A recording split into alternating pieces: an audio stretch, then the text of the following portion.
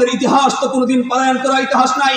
সেই বদরের দিকে তাকিয়ে দেখেন, বদরের ইতিহাস হলো মুসলমানদের সংখ্যা ছিল 313 জন, কাফেরদের সংখ্যা ছিল 1000। আল্লাহ পাক রব্বুল আলামিন বিজয় দান করেছেন। উহুদের ময়দানে মুসলমানদের সংখ্যা ছিল এরকম 700, কাফের ছিল 3000। আল্লাহ পাক রব্বুল আলামিন বিজয় দান করেছেন। খন্দকের ময়দানে মুসলমানদের সংখ্যা ছিল 3000, কাফেরদের সংখ্যা ছিল 10000। আল্লাহ পাক রব্বুল আলামিন বিজয় দান করেছেন। এমনকি সেই মুতার যুদ্ধে মুসলমানদের সংখ্যা ছিল 3000, কাফেরদের সংখ্যা ছিল 1.5 লাখ। সেখানেও আল্লাহ পাক রব্বুল আলামিন মুসলমানদেরকে বিজয় দান করেছেন। সুবহানাল্লাহ। وحده لا شريك له ونشهد أن محمدا عبده ورسوله الذي أرسله بالحق بشيرا ونذيرا وداعيا إلى الله بإذنه وسراجا منيرا أما بعد فقد قال الله تعالى في كلامه المجيد وفي فرقانه الحميد أعوذ بالله من الشيطان الرجيم بسم الله الرحمن الرحيم وقضى ربك ألا تعبدوا إلا إياه وبالوالدين إحسانا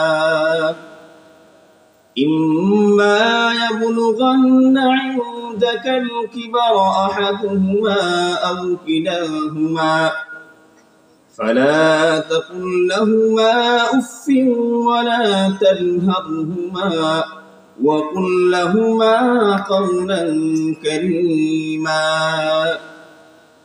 وقال النبي صلى الله عليه وسلم كل مولود يولد على الفطرة فأبواه يهودانه أو ينصرانه أو يمجسانه أو كما قال النبي صلى الله عليه وسلم شكرا لكم شكري اللهم صل على محمد وعلى آل محمد كما صليت على إبراهيم وعلى آل إبراهيم إنك حميد مجيد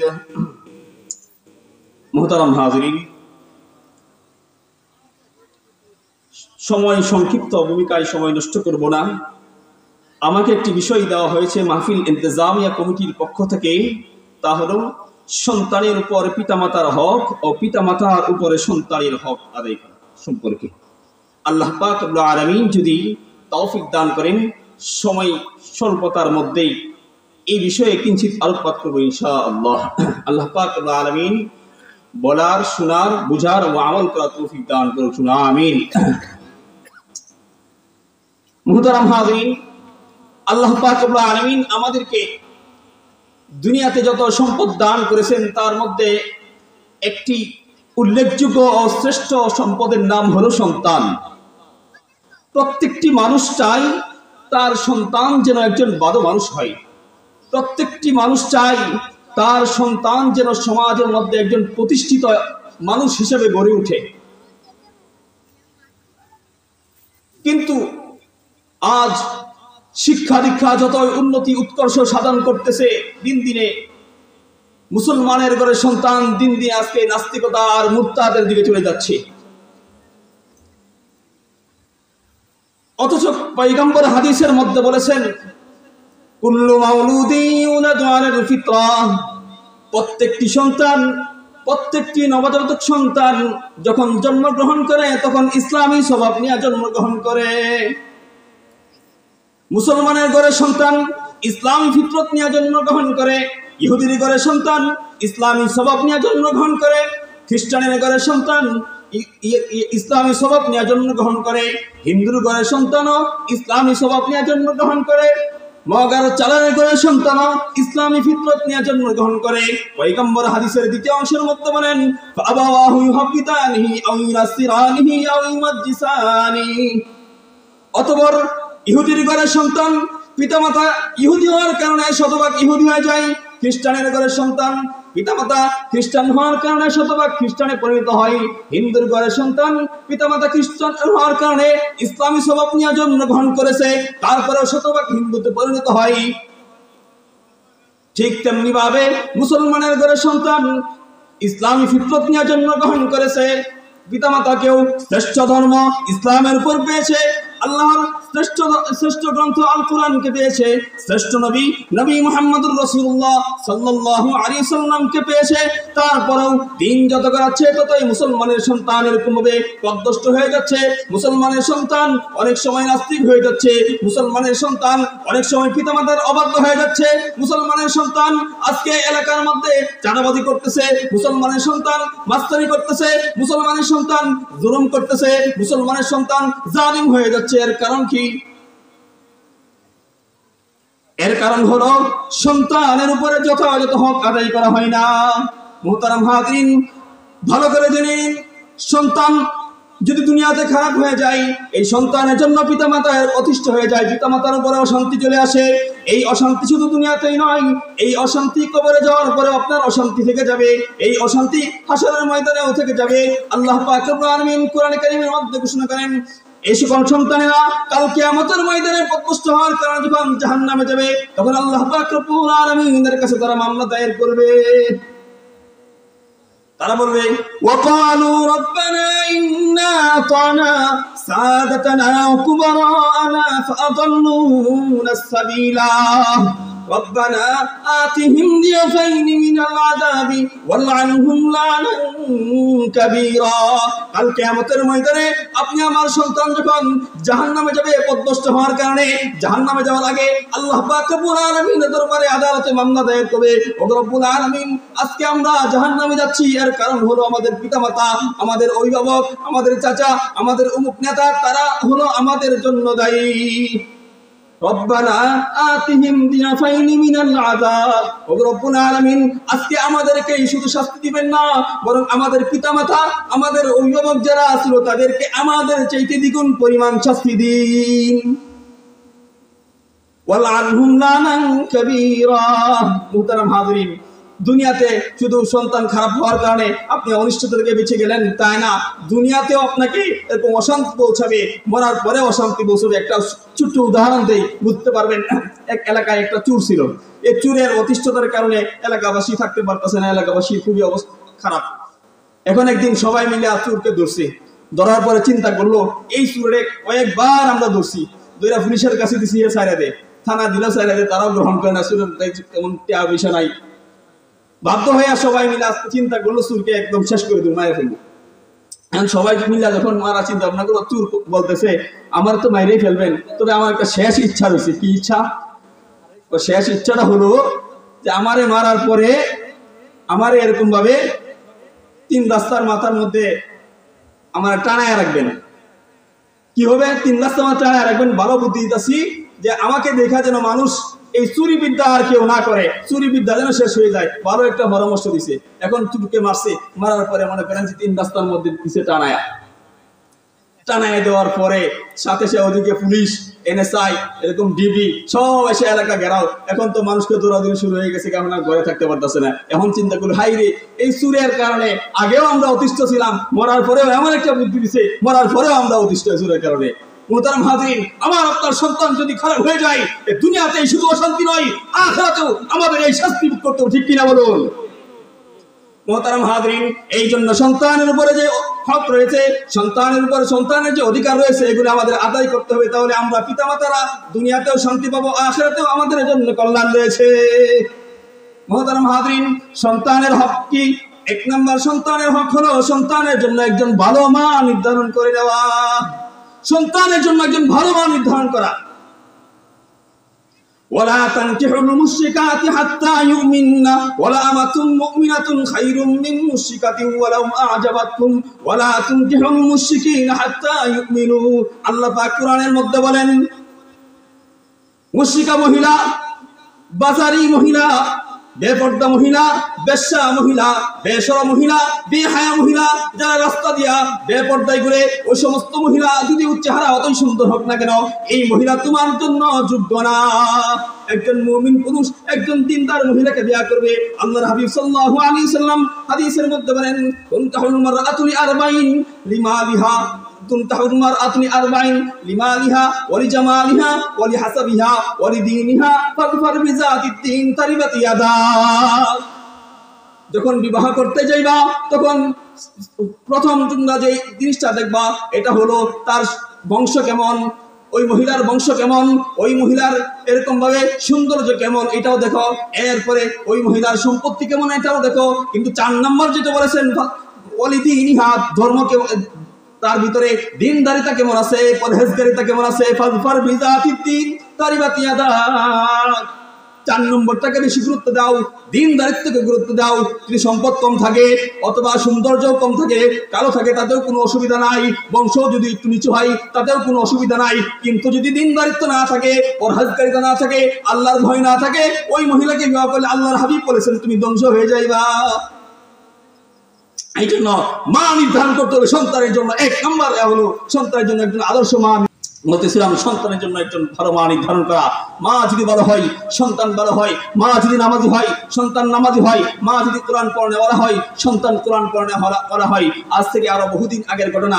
কারি তৈয়ব সাহেব রহমতুল্লাহি আলাইহি উনার কিতাবের মধ্যে লেখেন যে আফগানিস্তানের ভিতরে একজন প্রাচীন যুগের একজন বাদশা ছিলেন, তার নাম ছিল আমির দোস্ত মোহাম্মদ খান। এই আমির দোস্ত মোহাম্মদ খান হঠাৎ তিনি শুনতে পারলেন অনেকগুলো দেশ একাকার হয়ে উনার বিরুদ্ধে যুদ্ধের জন্য ঝাঁপিয়ে পড়ছে। কাফের দেশ উনার এই মুসলিম কান্ট্রিকে দখল করার জন্য ঝাঁপিয়ে পড়তেছে। উনি এই চিন্তা করে এখন কি করবেন চিন্তা করলেন যে তাদের সাথে মোকাবেলা করবেন নাকি উনি পলায়ন করবেন। কিন্তু না, মুসলমানদের ইতিহাস তো কোনোদিন পলায়ন করা ইতিহাস নাই। সেই বদরের দিকে তাকিয়ে দেখেন, বদরের ইতিহাস হলো মুসলমানদের সংখ্যা ছিল 313 জন, কাফেরদের সংখ্যা ছিল 1000। আল্লাহ পাক রব্বুল আলামিন বিজয় দান করেছেন। উহুদের ময়দানে মুসলমানদের সংখ্যা ছিল এরকম 700, কাফের ছিল 3000। আল্লাহ পাক রব্বুল আলামিন বিজয় দান করেছেন। খন্দকের ময়দানে মুসলমানদের সংখ্যা ছিল 3000, কাফেরদের সংখ্যা ছিল 10000। আল্লাহ পাক রব্বুল আলামিন বিজয় দান করেছেন। এমনকি সেই মুতার যুদ্ধে মুসলমানদের সংখ্যা ছিল 3000, কাফেরদের সংখ্যা ছিল 1.5 লাখ। সেখানেও আল্লাহ পাক রব্বুল আলামিন মুসলমানদেরকে বিজয় দান করেছেন। সুবহানাল্লাহ। এখন চিন্তা করলেন মুসলমানদের সংখ্যার দিকে তাকায় লাভ নাই, ইমানের দিকে তাকায়া উনি এরকম ভাবে যুদ্ধের জন্য সৈন্যবাহিনীদেরকে ডাকলেন। ডাকার পরে এখন চিন্তায় পড়ে গেলেন এই সৈন্যবাহিনীর কমান্ডার চিফের দায়িত্ব কাকে দিবেন, সেনা প্রধানের দায়িত্ব কাকে দিবেন, এই চিন্তায় উনি বিমগ্ন। এখন এক পর্যায়ে চিন্তা করলেন যদি সেনা প্রধানকে দেওয়া হয় আর যদি সে শত্রুদের সাথে আতাত ধরে মির্জাফুরি করে আমাদের সাথে, এখন কাকে দিবেন চিন্তা শেষ পর্যন্ত তিনি চিন্তা করলেন আমার ছেলেকেই দেই, কারণ আমার ছেলে আমার মৃত্যুর পরে সে এই দেশের প্রেসিডেন্ট হবে, অতএব আমার ছেলেকেই দেই। ওনার ছেলেকে দিল। দেওয়ার পর যখন যুদ্ধে পাঠিয়ে দিল, লম্বা এরকম নসিহত করে যুদ্ধে পাঠিয়ে দিলেন। যুদ্ধে যাওয়ার পরে কয়েকদিন হয়ে গেল, বাদশাহ বলেন কিছু গোয়েন্দা এসে আমাকে খবর দিল, ওগো জাহাপনা বাদশাহ, আপনার সন্তান যুদ্ধ থেকে পলায়ন করে পৃষ্ঠ প্রদর্শন করেছে। বাদশাহ এখন আফসোস করে মাটির সাথে এরকম ভাবে হাত লাগাইতে শুরু করলো, হাই কি করলাম, সেনা প্রধানকেও যদি দায়িত্ব দিতাম তাহলেও তো সে পলায়ন করতো না, কিন্তু আজকে আমার সন্তানকে দেওয়ার কারণে আমার সন্তান তো যুদ্ধ থেকে পলায়ন করেছে। তিনি চিন্তায় বিমূঢ় হয়ে বাসায় আসলেন। বাসায় আসার পরে ওনার স্ত্রীর সাথে যখন সাক্ষাৎ করলেন, স্ত্রী বলল কি জন্য আপনি এত চিন্তিত? বাদশাহ বলতেছে তোমার জন্য এত চিন্তিত, তোমার সন্তানকে আজকে পাঠানোর কারণে সে যুদ্ধ থেকে পলায়ন করেছে। আজকে মানুষের সামনে মুখ কিভাবে দেখাবো? সেনাপ্রধানকেও যদি দায়িত্ব দিতাম তাহলেও তো কোনো সমস্যা হইতো না। শেষ পর্যন্ত বাদশাহ ঘর থেকে বেরিয়ে যখন রাজপ্রাসাদের মধ্যে বসে চিন্তিত, এমন সময় দেখতেছে বিজয়ের মিছিল আসতেছে। বাদশাহ যারা দিকে তাকাইলো, তাকায় দেখে কিসের মিছিল। উনি প্রথমে চিন্তা করেছিলেন মনে হয় শত্রুরা বিজয় বেশে আমাদেরকে দখল করার জন্য আসতেছে, কিন্তু না না, বিষয় তাকিয়ে দেখে ওনার সন্তান ওনার কাছে আসতেছে বিজয় বেশে। মোহতারাম হাজির, উনি সন্তানকে বরণ করতে না গিয়া দৌড়ায় বাসায় গেলেন। বাসায় গিয়ে স্ত্রীকে জিজ্ঞাসা করতেছেন তোমার কাছে কি এমন দুরারোপণ রয়েছে যার মাধ্যমে তুমি জানতে পেরেছো তোমার সন্তান কোনোদিন মির্জাফরি করবে না, তোমার সন্তান কোনোদিন গাদ্দারি করবে না? স্ত্রী বলতেছে আমার কাছে তেমন কোনো দুরাপন নাই, কিন্তু আমি এই সন্তানকে যেদিন আমি গর্ভে ধারণ করেছি ওই দিন থেকে কোনোদিন মিথ্যা বলি নাই। এই সন্তানকে যেদিন থেকে আমি গর্ভে ধারণ করেছি ওই দিন থেকে আমি কোনো পরপুরুষের সাথে সাক্ষাৎ করি নাই। যেদিন থেকে এই সন্তানকে গর্ভে ধারণ করেছি এক ওয়াক্ত নামাজ আমি ছাড়ি নাই। যেদিন থেকে এই সন্তানকে আমি গর্ভে ধারণ করেছি ওই দিন থেকে কোনোদিন কোরআনে কারিমের তেলাওয়াত মিস করি নাই। এরপরে সন্তান যখন জন্মগ্রহণ করেছে, সন্তান জন্মগ্রহণ করার পরে আমি কোনোদিন অজুবিহীন অবস্থায় সন্তানকে দুধ পান করাই নাই। এই কারণে আমার বিশ্বাস আমার সন্তান কোনোদিন যুদ্ধ থেকে পলায়ন করবে না। আনামান বা শঙ্কে রুদে জঙ্গি দিনী পুষ্টেমান আমানম কাম দরমিয়ানে খাকে খুবিনি সেরে খাকে জং আরদ বিখুনে খিশে বাজি মিকুনার রুজে ময়দা ও আকে বগুরি জাদ লস্করে।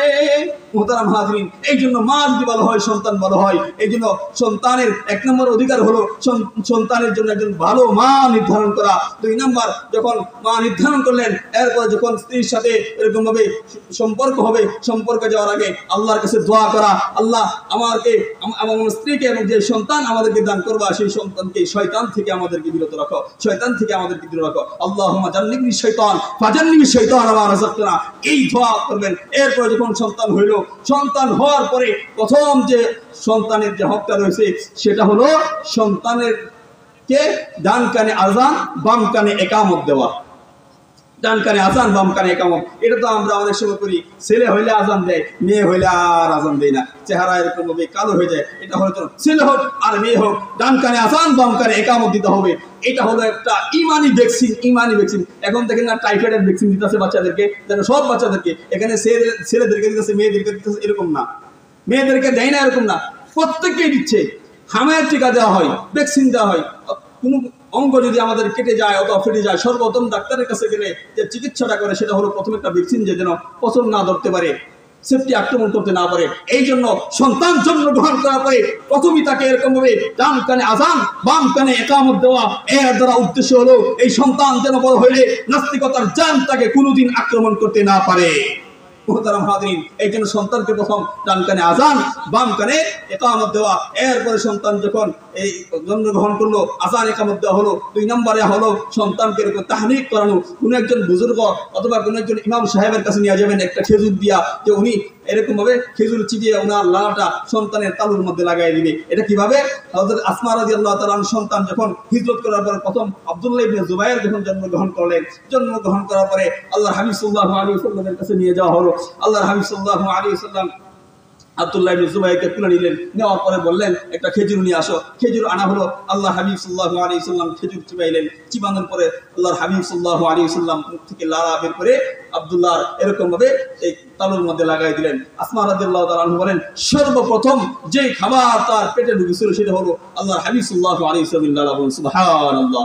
কোনো একটা বুজুর্গ ব্যক্তির কাছে নিয়ে যাবেন, তিনি তাহনিক করাবেন সন্তানকে। এরপরে যেটা আরেকটা দিন যখন হয়ে যাবে সন্তানের, তখন সন্তানের মাথা মুন্ডন করানো এবং আকিকা করা। মাথা মুন্ডন কিভাবে? মাথা মুন্ডন করে যে চুলটা হবে এই চুল পরিমাণ রূপা অথবা স্বর্ণ সদকা করে দেওয়া, এবং এই সন্তানের জন্য একটা আকিকা করা। যদি ছেলে হয় তাহলে ছেলের জন্য 2টা ছাগল আকিকা করবেন, আর যদি মেয়ে হয় তাহলে একটা। কোনো যদি কারো সামর্থ্য কম থাকে তাহলে একটা ছাগল যদি সে আকিকা করে তাহলেও হয়ে যাবে। এরপরে সন্তানের জন্য একটা ভালো নাম নির্ধারণ করা। আল্লাহ পাক রব্বুল আলামিন সংক্ষিপ্ত সময় অনেক ওলামায়ে কেরাম আপনাদের এলাকার মধ্যে আসতেছেন, ওনারা আলোচনা করবেন। আমাকে অল্প কিছু সময় নির্ধারণ করে দেওয়া হয়েছে।